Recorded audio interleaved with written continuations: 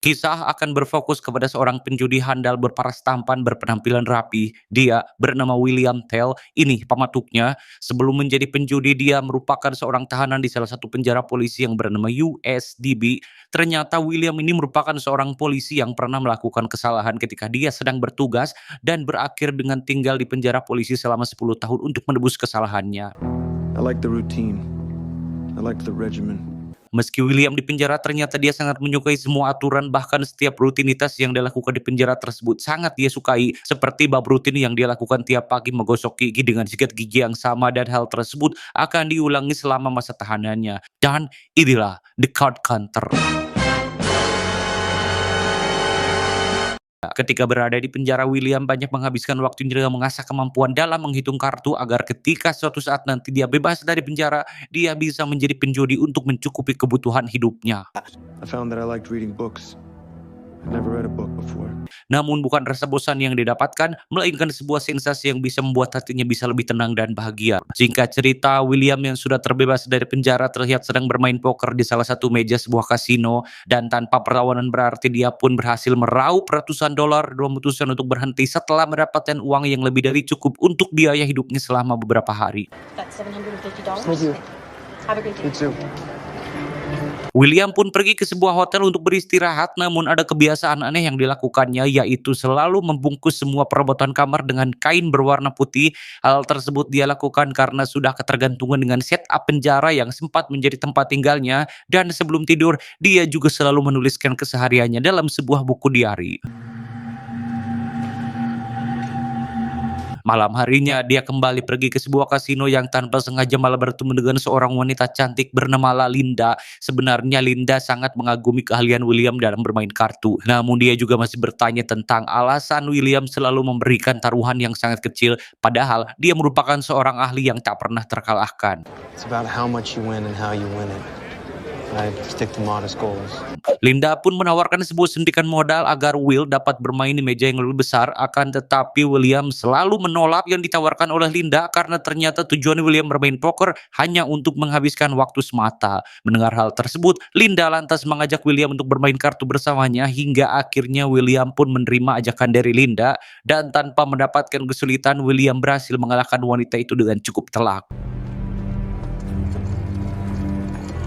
Setibanya di hotel, William langsung bercerita ke dalam diary-nya bahwa dia tidak akan berhutang karena itu merupakan suatu hal yang tidak baik. Dia juga bercerita bahwa dirinya mempunyai sebuah beban moral yang telah dia bawa dari masa lalu, dan itu cukup menyiksanya, ditambah dengan penyesalan tak berujung karena dirinya sendiri tak tahu apakah bisa menyelesaikan masalah tersebut atau tidak.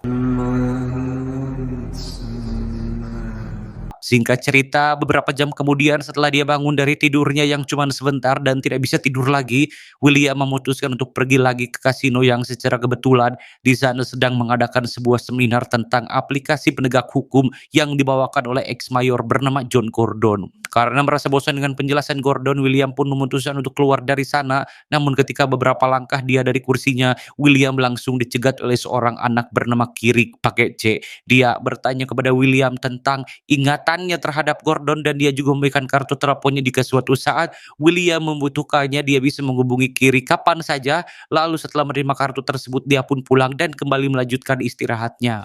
This is my number. Cumulative I'm staying at this hotel. research. Namun saat itu dia bersedang istirahat di kamarnya, dia kembali dihantui mimpi buruknya ketika dia masih berada di dalam penjara. Karena tidak bisa tidur, William memutuskan untuk pergi ke hotel yang ditempati oleh Kirik dan langsung menelponnya. Oh wait. Setelah mereka bertemu, Kirik langsung bercerita bahwa dia mengenal William dengan cukup baik. Dia juga tahu bahwa William terjerat sebuah kasus sehingga mengharuskan dirinya di penjara, dan mendengar hal tersebut, William mulai bertanya tentang maksud dan tujuan Kirik melibatkannya dalam semua ini. And how am I involved in this? Ternyata semua berawal ketika Kirik yang bekerja di kepolisian bernama Gordon, namun tiba-tiba dia diberhentikan secara tidak hormat setelah dikambing hitamkan oleh atasannya yang tiada lain adalah Gordon.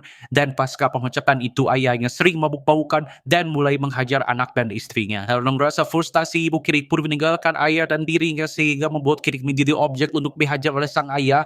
Namun tak berselang lama, ayahnya pun memutuskan untuk bunuh diri, dan dari sana Kirik menyalahgunakan segala sesuatu yang telah terjadi pada Gordon Leon kemudian mengajak William untuk menangkap, membunuh, dan menyiksa sebagai bentuk balas dendam atas apa yang terjadi di masa lalu. Tetapi, William langsung menolak dengan tegas dan langsung pergi meninggalkan William saat itu juga. Capture him, torture him, and kill him. No, I'm not. Keesokan harinya, William kembali menghubungi Kirik untuk mengajaknya ikut dalam perjalanan panjangnya, dan tanpa berpikir panjang, akhirnya Kirik pun menyetujui untuk ikut dalam perjalanan tersebut. All right, let's get your shit together. Get on the road. Singkat cerita, mereka pun tiba di sebuah kasino. William memberikan sedikit uang kepada Kirik untuk bermain judi bola, sedangkan William pergi ke tempat lain untuk bermain blackjack. Dan William pun menghubungi Linda untuk menanyakan kembali tawarannya terkait pendanaan yang akan dia dapatkan untuk bermain judi. Might be interested in what you were talking about. Dan tidak berselang lama, akhirnya Linda pun datang ke tempat William, yang kemudian dia langsung diperkenalkan kepada Kirik. Setelah acara perkenalan selesai, William meminta Kirik untuk meninggalkan mereka berdua, dan di sana William berpapat pada Linda untuk mempersiapkan pendanaan karena mungkin Kiriknya akan membutuhkan tabungan yang cukup besar. I build my nest egg. I bail. I wish I could believe that. Keesokan harinya di sebuah kafe, William mengajarkan Kirik beberapa trik dalam bermain poker. Terlihat Kirik sangat mengagumi skill yang dimiliki oleh William dalam bermain poker. Dan di tengah perbincangan, William menanyakan perkembangan tentang rencana pembunuhan Gordon kepada Kirik. This plan you have. William kembali menanyakan rencana apa yang akan dilakukannya untuk menghadapi Gordon. Namun setelah mendengar rencana sederhana dari Kirik, William pun memintanya untuk berhenti karena menurutnya hal itu tidak direncanakan dengan matang dan akan sangat beresiko besar untuk dirinya. This isn't very well thought out. Singkat cerita, turnamen poker pun dimulai meski mendapat lawan yang sangat berat seperti Tuan USA, tapi dia berhasil membawa beberapa ribu uang yang dia dapatkan dari meja jurinya, dan setelah permainan selesai, dia pun membagi uang yang dia dapatkan dengan Linda sebagaimana yang telah mereka sepakati di awal. See you down the road, Linda.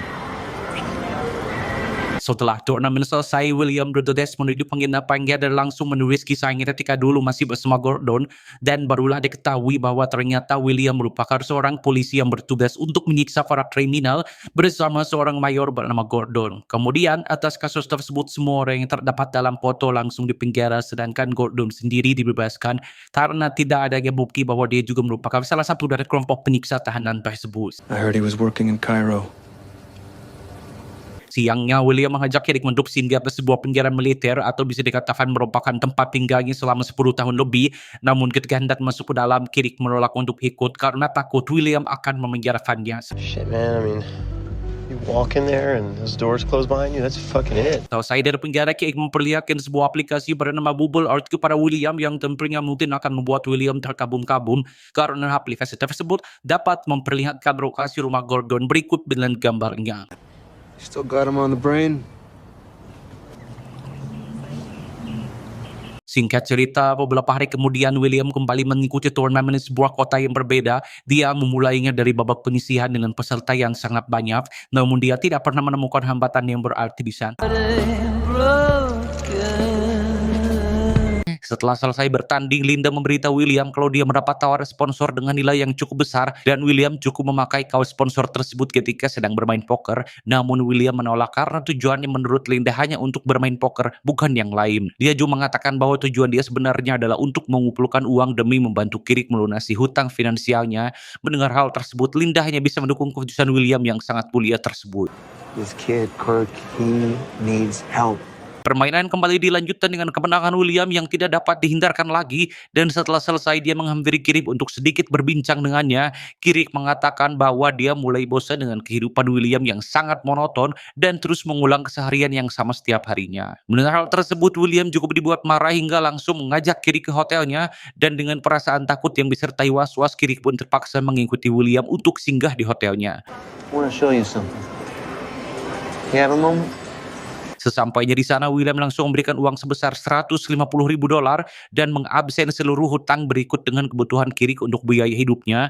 Dia meminta kesepakatan kepada Kirik untuk pergi menemui ibunya dan melunasi semua hutang yang dimiliki mereka, dan jika dia melanggar kesepakatan tersebut, maka William akan menemukan dan membunuhnya.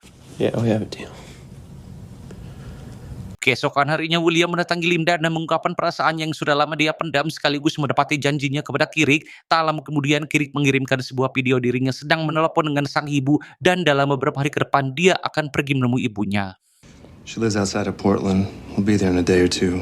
Singkat cerita, babak final turnamen poker pun tiba. Di babak ini jumlah peserta yang tersisa hanya tinggal 5 orang saja. Pertandingan pun berjalan sangat seru dan ketat walau sudah berlangsung lama. Namun masih belum ada seseorang yang bisa keluar sebagai pemenangnya. Karena sudah ada satu orang yang gugur, maka pemain yang tersisa pun diberikan waktu untuk beristirahat. Saat istirahat, William menerima sebuah pesan dari seseorang dan betapa terkejutnya dia ketika mengetahui bahwa pesan itu berasal dari Kirik yang sedang berada di depan rumah Gordon.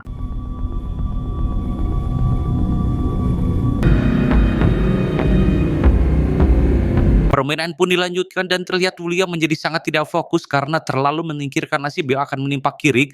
Babak demi babak berhasil dimenangkan oleh lawannya hingga akhirnya William memutuskan untuk meminta izin dan bergegas untuk pulang ke penginapannya.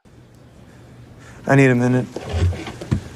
Kekhawatiran William pun bertambah setelah melihat berita bahwa Gordon berhasil menembak mati orang yang mencoba membunuhnya yang tiada lain adalah Kirik. William pun memutuskan untuk mendatangi rumah Gordon dan memberanikan diri untuk menuntut balas atas kejadian di masa lalu dan kematian anak didik kesayangannya.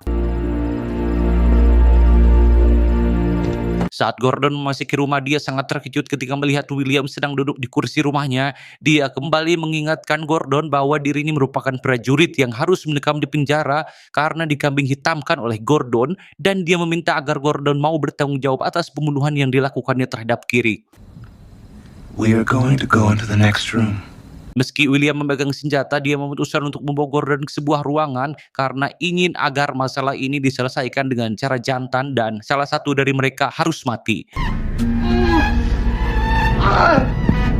Akhirnya, William pun berhasil membunuh Gordon, orang yang selama ini menghancurkan karirnya di militer. Kemudian dia langsung menyerahkan dirinya ke polisi agar langsung ditangkap dan dijatuhi hukuman sesuai dengan hukum yang berlaku untuk seorang pembunuh. Di akhir cerita, Linda datang untuk menemui William di penjara dan dia sangat sedih ketika melihat William harus kembali menjadi seorang tahanan. Tamat.